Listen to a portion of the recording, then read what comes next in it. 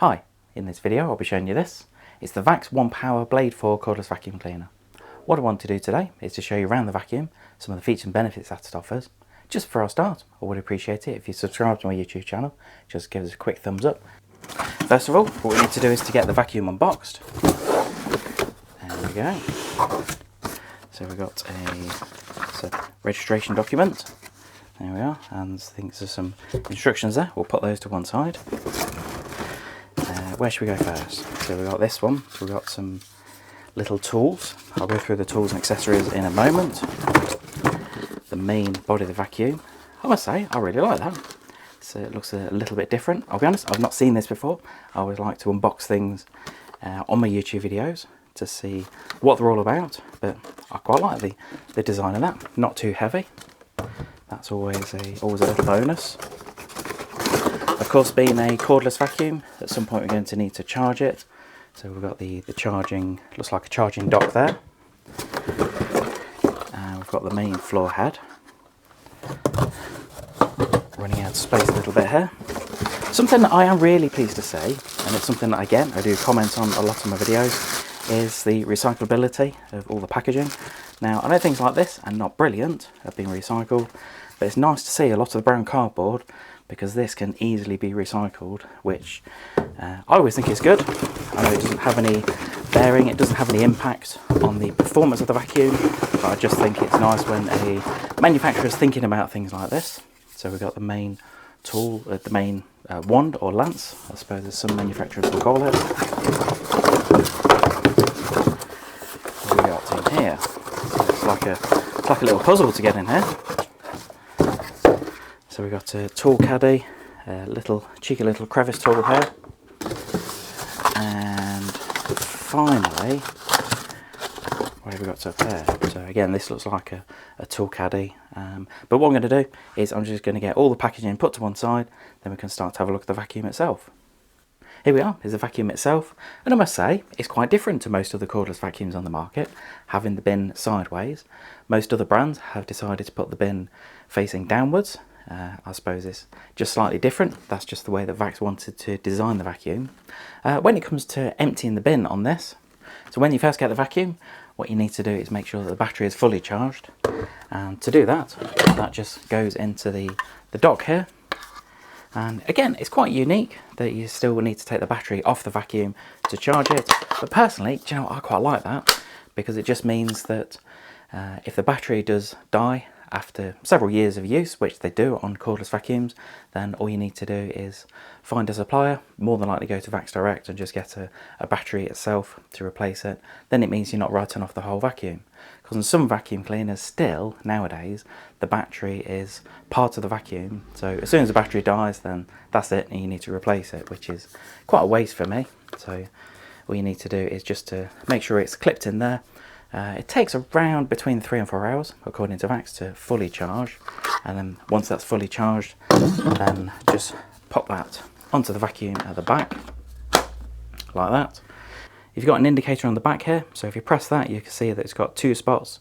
So it's about half charged at the moment, which is pretty much what I would expect from a vacuum that I've just unboxed. That's what most manufacturers tend to do. They tend to charge their vacuums halfway, but then I always recommend giving it a really good charge before you first start to use it. As far as the weight, so I did mention earlier that it's pretty lightweight. It's not too bad. At 3.1 kilograms, that's about average within the market.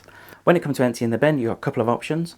Now, what Vax would recommend is that you actually take the bin off, and to do that, you just hold that and remove the bin. Nice and easy. And then from there, all you need to do is just go over to a bin, press that, and then you can just empty it like that. So very easy. I suppose it's not very different to a lot of other manufacturers, how they do it. You have got filters on the top here, so if you just open that, you've got a filter. Just take that out, give it a wash, make sure that's completely and utterly dry, because as you can see, it's a really thick filter, very, very good filtration on this Vax cleaner. So if you have got somebody in the household that suffers with allergies, then this is certainly one I'd recommend. But what I was going to say, when it comes to cleaning the filter, make sure it's completely dry, because what you'll find is if you put it back in even when it's slightly damp, then there is a good chance that you will damage the vacuum, and that won't be covered under the warranty. What I'd always recommend is to buy a replacement filter when you buy the vacuum. Now, I know to some people that sounds a little bit odd, but the reason for that is what you can do is you can take that out, give it a really good wash, just under water. Don't need to use any detergent or soap or anything. So just give it a wash, put it on the side to dry naturally. I wouldn't even put it in a heated area, which some people insist on doing. Either put it outside or put it in an airing cupboard where it can be quite warm, or on a radiator. But personally, I just think just leave it on the side to dry naturally. It will take a bit longer. But again, what I recommend is to buy a spare filter, because what happens is when that's drying, you can get your new filter and just put it straight in, and you haven't got any downtime of using the vacuum. Then when it comes to putting the top back on, and then that just slots back on the vacuum like that. And I suppose the other way of emptying the bin, you could just do it without taking it off here. It's not quite as easy. All you need to do is go over to your bin, hold it sideways, and then press the button. But that way, it becomes a little bit heavy doing it that way, to be honest. Vax just really recommend taking the bin off and going and doing the first route.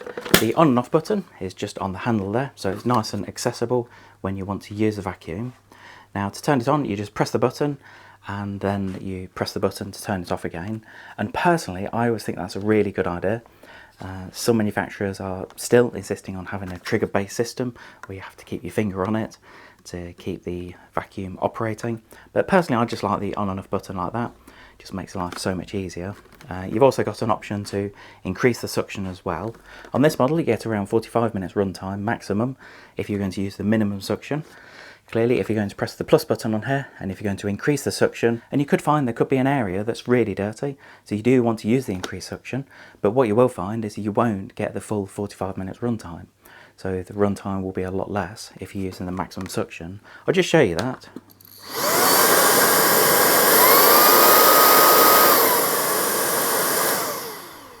Now, something else to mention, and I suppose another advantage of having a separate battery as opposed to having one that's just integrated as part of the vacuum, is if you wanted to buy a spare battery, then it will enable you to get a much longer runtime.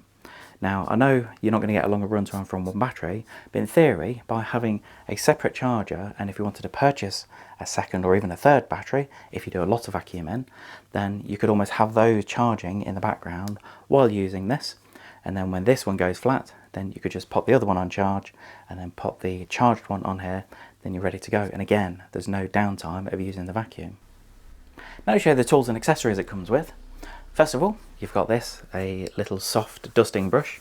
And as it says, it's just got really soft bristles. So I suppose if you want to go around some delicate areas, like I've got in here, I've got a hob here that is part of a showroom. So if I want to go around the edge there, then I'm not going to scratch it at all, which is always really good. Some manufacturers want to put a stiff bristle brush, and that's really good. So if you wanted to, say, vacuum a carpet, or if you've got a muddy footprint that's dried, then a stiff bristle brush is better than a softer one at getting up the dirt. But that's what Vax have decided to put in. Next one is this. This is a cheeky little crevice tool. As you can see here, it's quite a thin end. So if you wanted to vacuum down the side of a car seat or down the side of a sofa or in a more restricted area, then that's really the tool to use. And all of these will just slot onto the end here like that. So they just slot on and then press the button to take it off. Then the next one we've got is the powered floor head. And this is really designed to be used with the, I suppose, the wand. So you just attach that into there, and then that just all clips together, nice and easy. The other option, and I suppose what you can do, is you can use this without the wand if you didn't want to. So I'll just show you that. So if you just wanted to go and vacuum your stairs, for example, or if you want to, say, vacuum your sofa without having to use the extended wand, then you've got the ability to.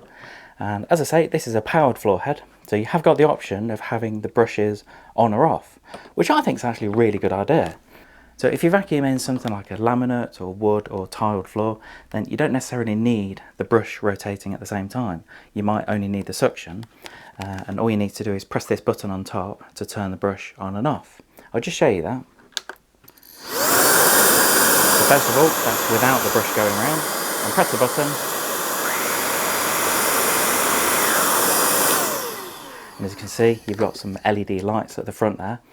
So if you're the kind of person that decides that you like to vacuum in the dark, for whatever reason, I'm not going to judge you, then you've got some LED lights on the front to help you on your way. Something else to point out, when it comes to clean and maintain the roller at the bottom, it is nice and easy. All you need to do is get a coin, pop it in the side, twist it 90 degrees, and then that will pop out.